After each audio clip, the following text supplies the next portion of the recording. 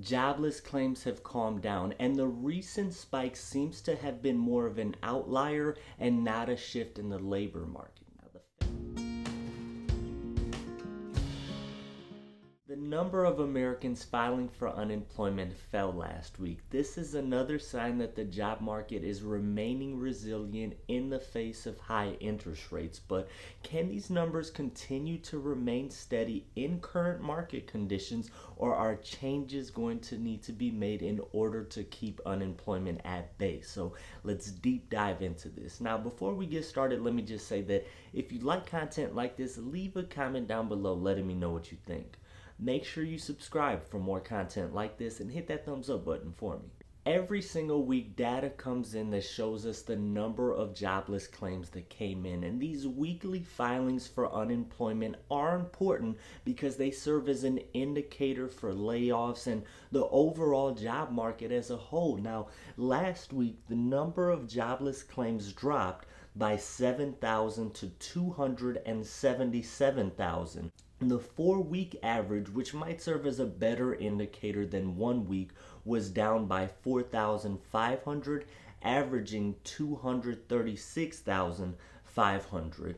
In the week ending August 3rd, 186 million people were collecting jobless benefits, which was down by 7,000 from the week before. Now, keep in mind that these numbers are actually low for historical standards, but also keep in mind that these are real people that we are talking about. Every time a jobless claim comes in, unemployment, somebody is new to that line, these are real individuals that have people and family to support, people that rely on them.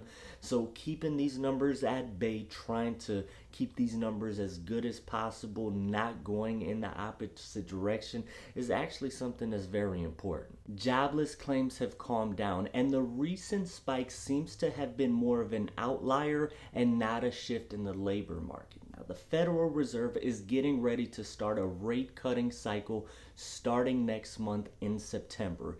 Inflation reached a 4-decade high just 2 years ago, and the Federal Reserve did everything that they could in order to keep it from the point of no return. The Fed raised their benchmark rate 11 times from 2022 to 2023.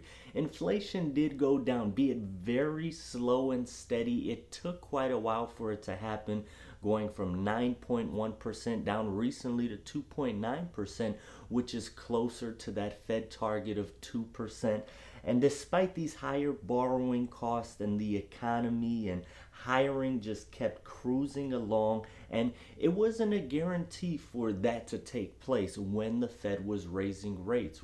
When interest rates reached a 23-year-old high, there was a fear of a recession or a mild contraction to take place. We did not know how things were going to turn out, but thankfully, it wasn't where things started to contract and more people were losing their job and feeling real pain. And if that was the case, if when the Fed started raising interest rates and we started to see a mild recession and job and all that type of stuff, the Fed would have probably still went through with their plan, even though it caused people real pain, because their job or their focus at that time was to get inflation down from those 9, 8, those higher numbers down to kind of what we see now. Thankfully, we did not have to go through that. Now, regardless of how we feel about the Fed or the pivot that they're about to do, they are more than likely going to start cutting rates in September. That 50 basis point cut kind of seems,